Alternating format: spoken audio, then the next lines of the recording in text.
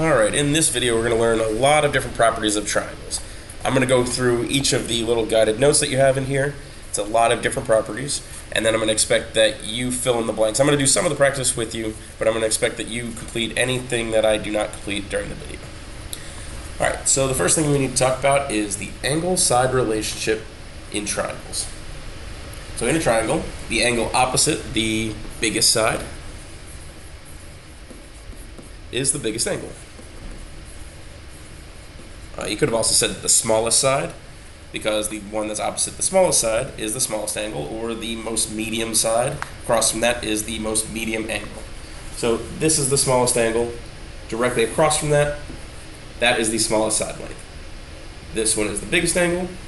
Directly across from that, that is the biggest side, and that should be kind of clear. This is the biggest opening. That angle, let me erase that so it's not so messy, but that is the biggest opening that we have, that 97 degrees. So it creates the biggest side in that triangle. So on number one here, we're going to write those sides in order from shortest to longest. So first we actually have to figure out this angle. The angles of a triangle add up to 180 degrees, so we can do 180 minus 55 minus 62. And we find out that that is a 63 degree angle. So that's actually the biggest angle that we have here. So across from that, across from angle B, that has to be the biggest side. So AC is the biggest side, where AB is going to be the shortest because it's across from the smallest angle. 55 is the smallest angle, so AB has to be the shortest of the three sides. And then across from 62, or BC, that is the middle side. I think you can try each of these on your own. Actually, I'm just going to start number 3 for you, but I think you can do 2, 3, and 4 on your own.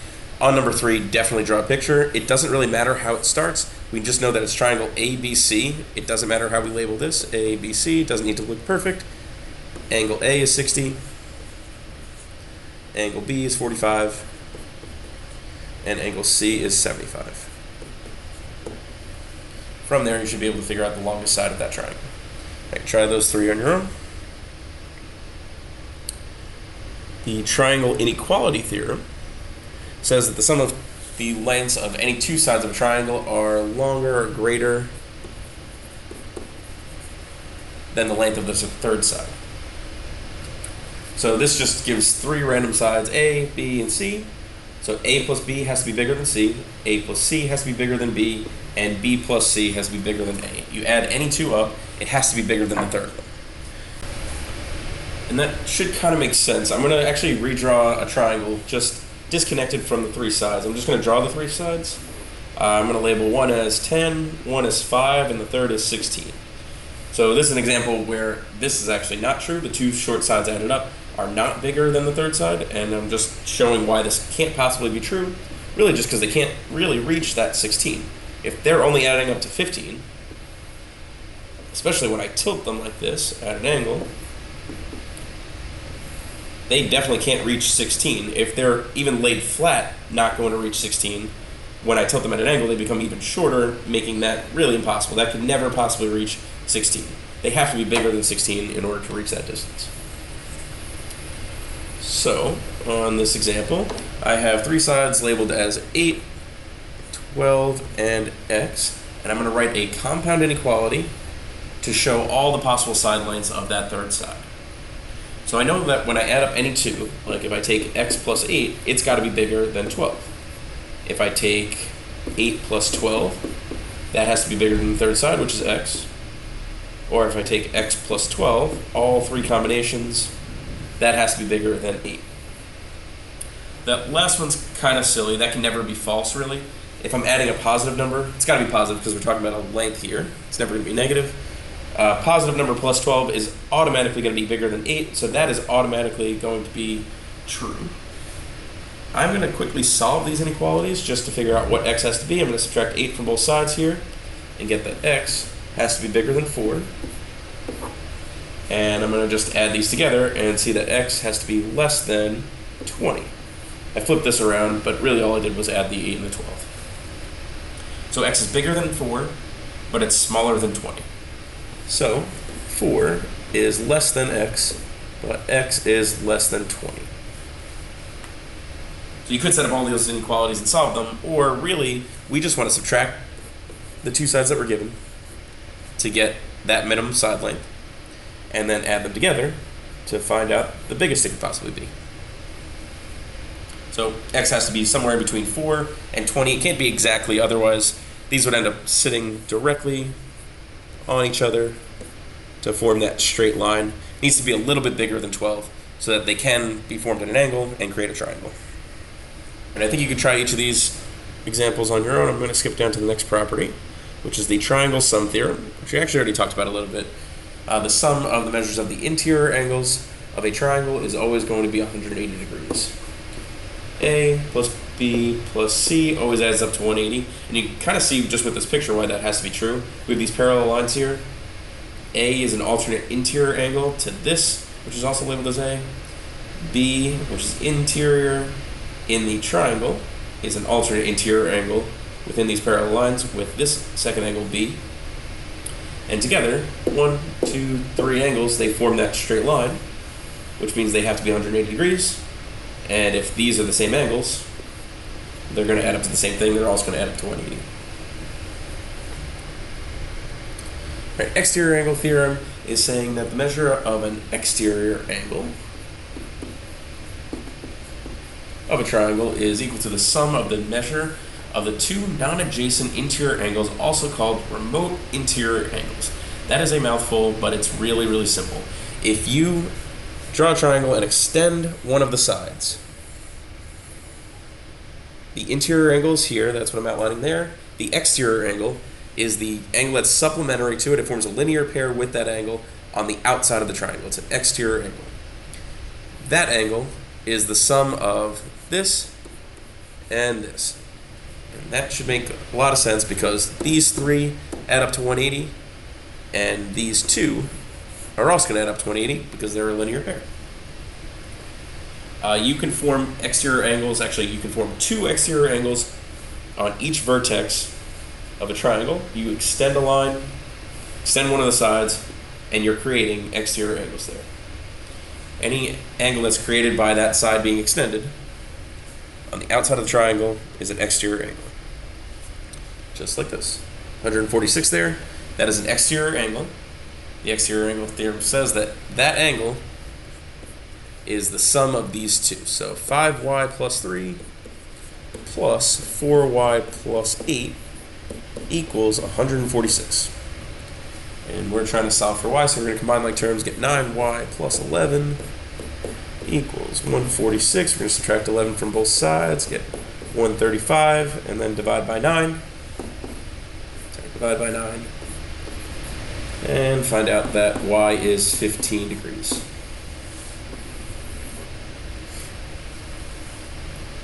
I think you can definitely try that next one on your own. These are a little bit more complicated, but I still think you can try these on your own. If you do get stuck, ask for help.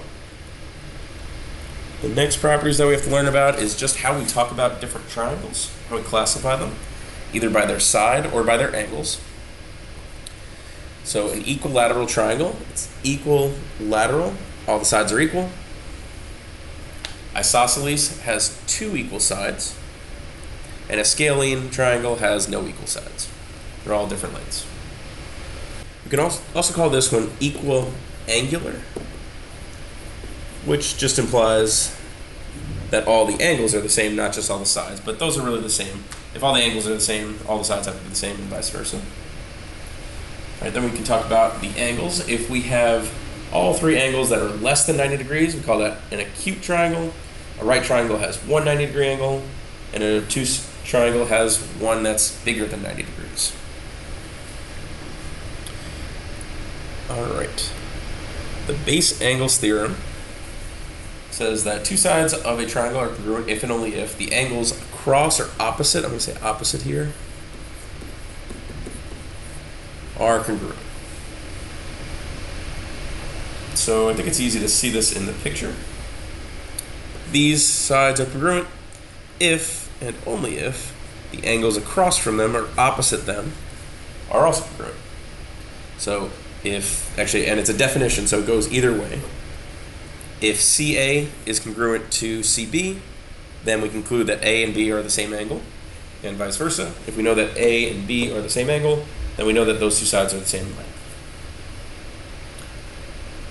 That is really close to the definition of an isosceles triangle. That does guarantee that we have an isosceles triangle, but strictly the definition is a triangle is an isosceles triangle. We can call it isosceles if, and only if, it has exactly two sides and angles that are congruent. So this is a necessary condition, it's actually necessary and sufficient for us to have an isosceles triangle. You need the base angles to be congruent, or two legs to be congruent for us to have an isosceles triangle, because that is exactly how we define it.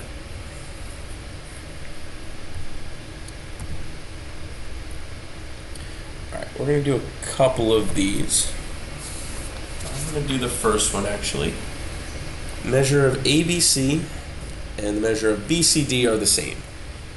ABC is the 56 degrees, and actually this is an isosceles trapezoid. That's why this angle is also 56 degrees. And we're trying to find ACD. We're trying to find this angle.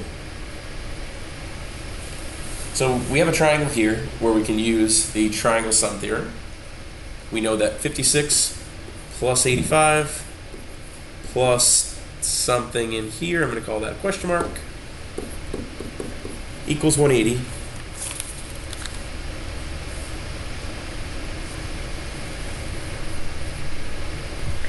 So we can subtract 180 minus 56 minus 85 and find out that that angle, I'm going to call it x now, is 39 degrees. Well, we know that this whole thing is 56, and if that part is 39, then the remaining part, the measure of ACD, has to be 17 degrees.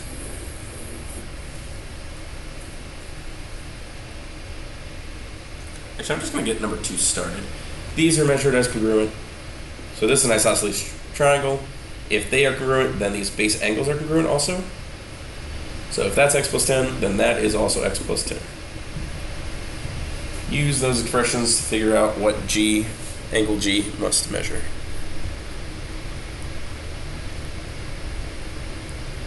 I am going to walk through our proof here. All right, so we start with JR being perpendicular to KL, and LJR, this angle, is congruent to KJR. Those two angles are congruent. So we start off with those two lines being perpendicular and then say that we have some right angles there. That's just by the definition of perpendicular lines. If these are perpendicular, those have to be right angles by the definition of perpendicular lines. And then in the next step, we're saying that they're both equal to 90 because they're right angles. That's by the definition of right angles. It's just how we talk about right angles.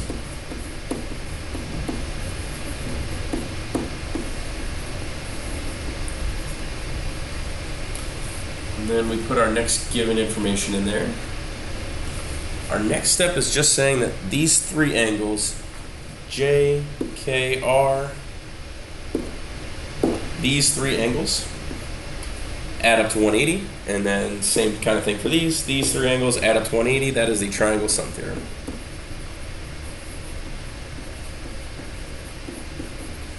That just says that any three angles of a triangle add up to 180. Then we use substitution to put those two things together. We got rid of the 180. We took all of this and put it in place of that 180. And we know that these equal 90. So we substituted the 90 in place of each of those. And actually we did a second substitution. This one was a little bit sneaky. RJK and RJL are the same. So in place of this RJL, we put RJK. So we substituted in three different things there. And that was really just so that we had the same thing on both sides. 90 plus RJK, 90 plus RJK, so that we could subtract it from both sides. Subtraction property of equality.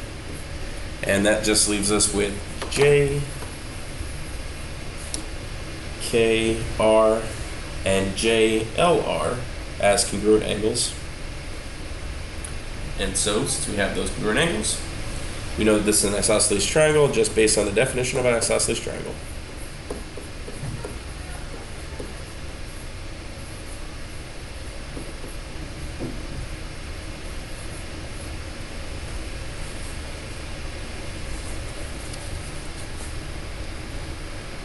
I think you could do these other practice problems on your own. We have 2 more properties to learn about. One you should be familiar with already, Pythagorean theorem. Actually, it's basically the distance formula, except not necessarily on a coordinate plane. The sum of the square of 2 smaller sides of a triangle equal the square of the largest side, then the triangle is a right triangle. Again, that's kind of a mouthful. All of it's saying is really that a squared plus b squared equals c squared. A and b are the 2 legs of the right triangle, where c is the hypotenuse. So you can use this to find a missing side. You can use this to verify that a triangle is actually a right triangle. That's actually what we're going to do on letter A here. We're just trying to decide, is this actually a right triangle? So we can test it. We do a squared plus b squared, and we want to see if that actually does equal c squared. So 81 plus 144 .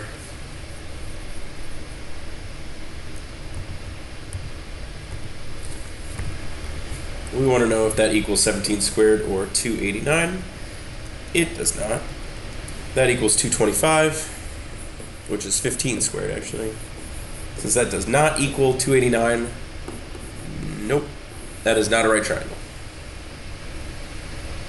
We can also use it to find the missing side. The right triangle has 2 side lengths, or actually, you might even want to call these legs. 2 legs that have lengths of 25 and 60. What's the length of the longest side? Well, if these are the legs, that's going to be our A and B. 25 squared plus 60 squared, and we want to see what does that equal. I'm going to call that c squared. 25 squared is 625. 60 squared is 3,600. Add those 2 together, that's 4,225. And then to solve for c, we're going to do the square root on both sides. Square root of that, square root of that, and it's telling us that c is 65. So you can justify that a triangle is actually a right triangle, or you can find a missing side using this. Try each of these 4 on your own. You got one last property to cover here. The Pythagorean inequality theorem is kind of just an extension of that. If it's not equal to the third side squared, then we can decide whether it's either obtuse or an acute triangle. If the c is too big, if c squared is bigger than a squared plus b squared, then it's an obtuse triangle. And you can really just see that in the picture. As this stretches out, as that gets bigger, this opening gets wider and it becomes bigger than 90 degrees. As it becomes narrower, that side shrinks down and becomes less than what c squared would be. So the triangle is obtuse if the c squared is too big, if and only if the c squared is too big, and it's acute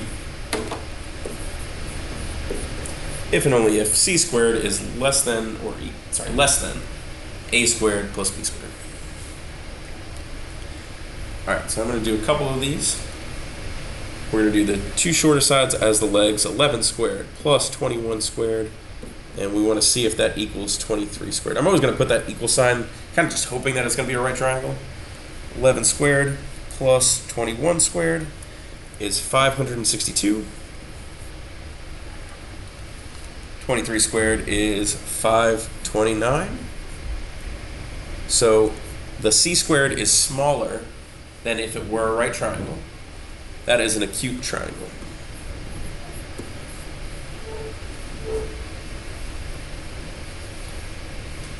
On the second one, I'm going to use 15 and 20 as my A and B.